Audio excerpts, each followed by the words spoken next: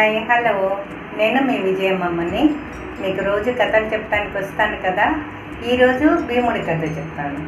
గాంధారీ దేవికి 9 కొడుకులు కౌరవులు, పాండవులు 5 మంది కుంతీదేవి కొడుకులు. అయితే పాండవులు చాలా బలవంతులు. గాంధారీ దేవికి 100 కొడుకులు ఉంటారు కదా, వాళ్ళు అంతగా ఓడించలేరు, పాండవుల్ని ఓడించలేరు. అంతే, వాళ్ళు ఎప్పుడు కొంచెం ఒక సెకండ్ ఇదిగానే ఉంటారు అనమాట, లేట్గానే ఉంటారు. వాళ్ళు ఈ నారదుడు వస్తాడు ఒకరోజు. వచ్చినప్పుడు నారదుడిని అడుగుతుంది గాంధారీదేవి, నా పిల్లలు ఇంకా చాలా బలవంతులు అవ్వాలంటే నేను ఏం చెయ్యాలి, నాకేమన్నా వ్రతం చెప్పండి అని అడుగుతుంది. సరే అని నారదుడు అంటాడు, సరేమ్మా, ఒక మంచి వ్రతం ఉంది, అది నువ్వు చేయగలవో లేదో నాకు తెలీదు అంటాడు. ఎంత కష్టమైనా సరే చెప్పండి, చేస్తాను అంటాడు.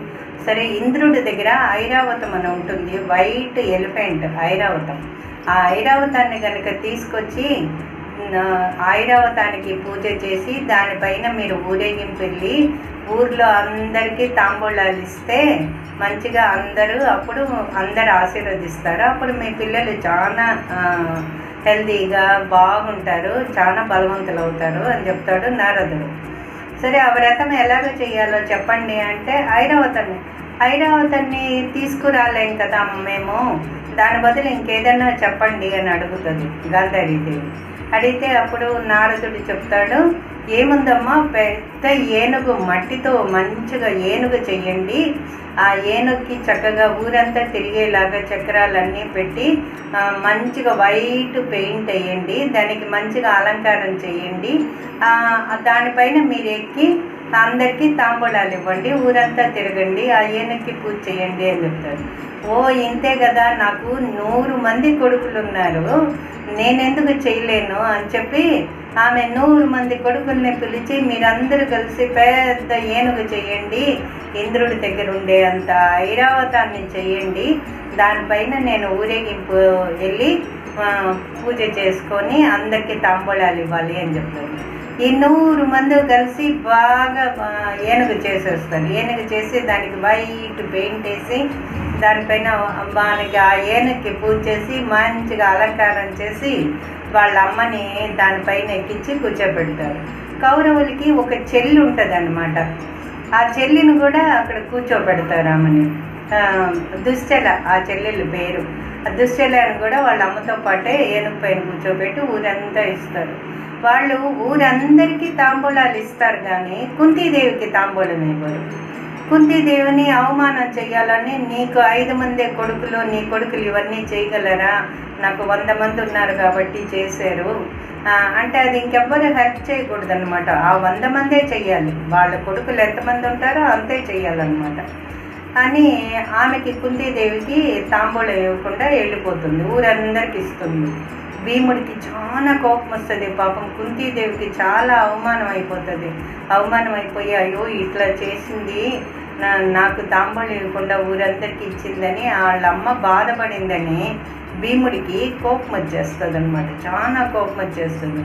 భీముడికి ఒక వరం ఉంటుంది, వాళ్ళ నాగలోకానికి వెళ్తాడు కదా, వీళ్ళు నీళ్ళల్లో పడేసినప్పుడు ఆ నాగలోకంకి వెళ్ళినప్పుడు వాళ్ళ తాత ఒక మంత్రం చెప్తాడనమాట. అమృతం అంతా ఇచ్చిన తర్వాత ఆ అమృతం తాత ఏకో నా మహా అని చెప్పి వాళ్ళ తాతను కనుక తలుచుకొని మెడిటేషన్ చేస్తే పెద్దగా అయిపోతాడు. ఎంత పెద్దగా అయితే ఆంజనేయ స్వామి లాగా అనమాట, ఎంత పెద్దగా అన్నా అయిపోతాడు, ఎంత చిన్నగా అన్నా అయిపోతాడు.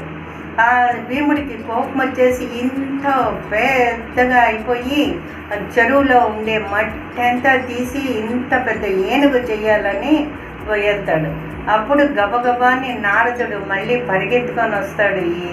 ఈ చెరువులో మట్టంతా తీసి గందరగోళం చేసేప్పటికి పాండవులు, అక్కడ ఉండే భీష్ముడు అందరూ పరిగెత్తుకొచ్చి, ఎందుకునైనా నీకు ఇంత కోపం అంటే, మా అమ్మకి తాంబూలం ఇవ్వలేదు, నేను ఒక్కడినే ఏనుగుని చేస్తాను, వాళ్ళు 100 మంది కలిసి చేశారు కదా, నేను ఒక్కడినే ఏనుగని చేసి మా అమ్మని ఊరేగింపు చేసి తీసుకొస్తాను అనేటప్పటికీ నారదుడు అంటాడు, నీకెందుకు మట్టి ఏనుగు, నువ్వు పోయి ఇంద్రుడినే అడిగి మంచిగా ఇంద్రుడి దగ్గర నుంచి నువ్వు ఏనుగు తీసుకొని రావచ్చు, ఐరావతాన్ని, ఒరిజినల్ ఐరావతాన్ని తీసుకొచ్చి మీ అమ్మని ఊరేగింపు చెయ్యి అని చెప్తాడు.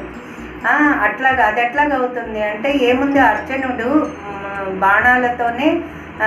బాణాలతోనే ఇంద్ర సభకి నిచ్చెన వేస్తాడు. ఆ నిచ్చెన మీద నువ్వు ఎక్కగలవు కదా, వైకుంఠం వరకు నువ్వు ఎక్కగలవు కదా, మెట్లన్నీ అంత బలం నీకుంది, నువ్వు మెల్లిగా ఎక్కిన తర్వాత అప్పుడు ఇంద్రుడిని అడిగి తీసుకొనిరా, ఐరావతాన్నే తీసుకొనిరా, నీకు ఈ మట్టి ఏనుగు నీకెందుకు అని చెప్పి ఇంద్రుడు చెప్తాడు. అప్పుడు సరే అని అర్జునుడు బాణాలు ఎంత బాగా వేస్తాడంటే స్వర్గలోకానికైనా వేస్తాడు, ఇంద్ర సభకైనా వేస్తాడు. ఇంద్ర సభని అమరావతి అంటారు, అమరావతికి వేస్తాడనమాట బాణాలతో నిచ్చెన. అర్జునుడు బాణాలతో నిచ్చెన వేస్తూ ఉంటే భీముడు దానిపై నుంచి ఎక్కి ఇంద్రుడి దగ్గరికి వెళ్ళిపోతాడు. ఇంద్రుడి దగ్గరికి వెళ్ళిపోయిన తర్వాత వీళ్ళు అప్పుడు చూస్తారనమాట, కౌరవులందరూ వచ్చి చూసి ఏంటి వీడు ఇంద్రలోకానికే నిచ్చెన వేసేసాడు, భీముడు పైదాకా వెళ్ళాడు కదా, ఇప్పుడు కనుక మనం ఈ నిచ్చెన్ని కాల్ చేసామనుకో అప్పుడు ఇంకా భీముడు భూలోకానికి రాలేడు, అక్కడే పోతాడు, మన పని ఈజీగా అయిపోతుంది అని చెప్పి వాళ్ళు అనుకుంటారు. వాళ్ళు అనుకొని కాల్ చేస్తారు భీముడు. అదే దుర్యోధనుడు ఆ నిచ్చెనంతా కాల్ చేస్తాడనమాట. భీముడు పైకి వెళ్ళిపోయాడు కదా, ఇంకేం భయం, మధ్యలో ఉంటే నిచ్చెన కాల్ చేస్తే పడిపోతాడు అనుకోవాలి. భీముడు ఇంద్రుడి దగ్గరికి వెళ్ళిపోయాడు. ఇంద్రుడి దగ్గరికి వెళ్ళిపోయినాక ఇంద్రుడిని అడుగుతాడు, నాకు ఐరావతాన్ని మా అమ్మ పూజ చేసుకోవాలి, పూజ అంతా అయిన తర్వాత మళ్ళీ నీ ఐరావతాన్ని పంపించేస్తాను అని చెప్తాడు. ఇంద్రుడు ఏం చేస్తాడు, ఇంద్రుడు నేనెందుకు ఇచ్చేది, అక్కడ ఉంది, నువ్వే పోయి తీసుకొని వెళ్ళు అంటాడు. నువ్వే పోయి తీసుకొని వెళ్ళంటే ఇంద్రుడు అనుకుంటాడు ఐరావతాన్ని గెలవలేడు, ఐరావతం ఇక్కడే ఉంటుంది, భీముడు ఒక్కడే ఇంకా తిరిగి వెళ్ళిపోతాడు, ఏం చేయలేక తిరిగి వెళ్ళిపోతాడు అని ఇంద్రుడు అనుకుంటాడు. ఈ భీముడు ఐరావతం దగ్గరికి వెళ్ళి భూలోకానికి రా, మా అమ్మ పూజ చేసుకోవాలి అని చెప్తాడు. అని చెప్తే భూలోకానికి రా అని చెప్పంగానే ఐరావతం ఏం చేస్తుంది, తొండంతో ఒక్కడిదంతుంది భీముడిని, ఎగిరి పడిపోతాడు. నువ్వు నన్ను తంతావా, నేను మర్యాదగా వచ్చి నిన్ను పిలుస్తుంటే నువ్వేంటి నన్ను తంతావు అని చెప్పి మళ్ళీ లాక్కొస్తాడు, మళ్ళీ కొడుతుంది. నువ్వు ఇట్లా చేస్తావా, నేను చిన్నగా ఉన్నానని కదా నువ్వు నన్ను తంతన్నావు, పడేస్తున్నావు, చూడు నేను ఎంత పెద్దోడైపోతాను అని చెప్పి వాళ్ళ తాత మంత్రం చదువుకొని అట్లా ఇంత పెద్దగా అయిపోతాడు. ఓం తాతాయ నమః, ఓం తాతాయ నమః అనగానే ఇంత పెద్దోడైపోతాడు. అప్పుడు అంత పెద్ద ఐరావతం చిన్న బొమ్మలాగా అయిపోతుంది, భీముడేమో ఇంత పెద్దగా అయిపోయిన తర్వాత అప్పుడు పట్టుకోగానే ఐరావతం గమ్మని తలొంచుకొని భీముడు చెప్పినట్లు వింటుంది. అప్పుడు ఇంద్రుడి దగ్గరికి వచ్చి ఐరావతం నా మాట వినింది, నేను తీసుకెళ్ళి మళ్ళీ జాగ్రత్తగా మీకు పంపించేస్తాను, పూజ అవ్వగానే భూలోకంలో మాకు వద్దు, నాకు కూడా తెలుసు భూలోకంలో ఉండకూడదు ఇవన్నీ అని చెప్పి ఇంద్రుడి దగ్గర తీసుకుంటాడు. ఇంద్రుడు ఇంకా ఎన్ని గిఫ్ట్లు ఇస్తాడు, ఇంద్రుడి దగ్గర ఎన్ని గిఫ్ట్లు ఉంటాయి, అన్ని గిఫ్ట్లు ఇచ్చి మళ్ళీ ఐరావతం మీదే కూర్చోపెట్టి భూలోకానికి పంపిస్తాడనమాట. దాంతోపాటు ఇంకా వాళ్ళు ఇంద్ర సభలో ఉండే దేవతలు, ఇంకా చాలామంది దేవతలు ఉంటారు కదా, వాళ్ళందరినీ కూడా పంపిస్తాడు. అందరినీ పంపిస్తే అప్పుడు ఈ భీముడు ఇంద్ర సభ నుంచి వచ్చే వరకు పాపం కుంతీదేవికి ఎంతో బాధ అయిపోతుంది అనమాట. అయ్యో ఇంత వెళ్ళాడా, ఎందుకు వెళ్ళాడా, ఇంత చిన్న బిడ్డ, అంతమంది దేవతలందరూ అక్కడ ఉంటారు, ఇవి ఏమన్నా అయిపోతే ఎట్లాగా అని ఆమెకి బాధ అయిపోతుంది. ఎప్పుడైతే భీముడు ఇంకా గిఫ్ట్లన్నీ తీసుకొని ఆ దేవతల్ని తీసుకొని వచ్చేటప్పటికి వాళ్ళ అమ్మకి చాలా సంతోషం అయిపోతుంది.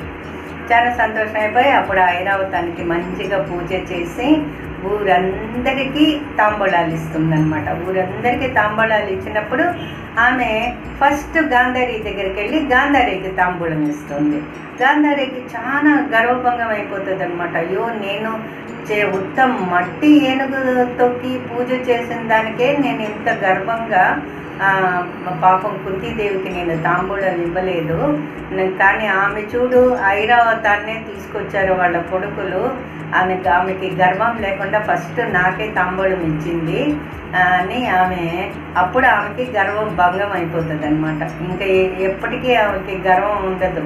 ఎంత అంటే ఏమైనా పాండవులు గ్రేటు, ఇంకా వీళ్ళు ఇంతే, వీళ్ళు మానవులు, వాళ్ళు దేవతల మాదిరి అనమాట పాండవులందరూ. అప్పటి నుంచి గాంధారి కూడా కుంతీదేవిని మంచిగా చూసుకొని పాండవులందరినీ మంచిగా చూసుకుంటుంది. ఈ పూజ అంతా అయిపోతుంది కదా, ఊరందరికీ తాంబూలాలు ఇచ్చి పూజ అంతా అయిపోయిన తర్వాత మళ్ళీ భీముడు ఆ దేవతల్ని ఐరావతాన్ని అంత ఇంద్రుడి దగ్గరికి పంపించేస్తాడు. మీకు ఈ కథ నచ్చిందా? హాయ్, నేను మీ విజయమ్మని. మీకు ఈ కథ నచ్చితే యూట్యూబ్లో లైక్ కొట్టండి. Hi, bye. రేపు మళ్ళీ ఇంకొక కథ చెప్తాను.